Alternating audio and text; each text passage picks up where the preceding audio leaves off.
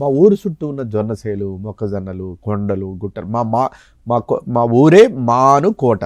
మానుకోట అంటే ఒక అడవులతోటి నిండిన ఒక కోట లాంటిది కదా.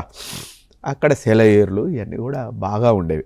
అందులో మా నాన్న జీతగాడుగా పనిచేసేవాడు, దొరల దగ్గర జీతగాడుగా పనిచేసేవాడు. కాబట్టి మా నాన్న తోటి వెళ్ళేవాడిని, పొలం పనులకు ఇట్లాంటి వాటికి వెళ్ళేవాడిని. అక్కడ మా నాన్నని బాగా పరిశీలించేవాడిని. అట్లా నేను మా నాన్న తోటి ఉండటం వల్ల నాకు చాలా నాయనా నీ మట్టి కాళ్ళకు దండమే ఓ నాయనా, నాయనా నీ మంచి మనసుకు దండమే ఓ నాయనా. గొరుకొయ్య గొట్టంగా నాగల్లు గట్టంగా సాలు ఇరువాలేసి ప్రాణాలు బెట్టంగా నెత్తురింకి నేల ఎర్రనాయేనేమో చెమట చుక్కలే ఊట చెలిమెలాయేనేమో ఆకలి తీరదు అవమానం ఉడగదు పనికి దగ్గ ఫలము ఏనాడు దొరకదు నాయనా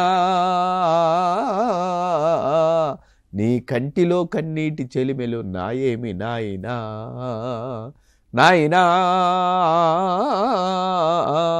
నీ కడుపులో ఆకలి మంటలారావేమి నాయనా.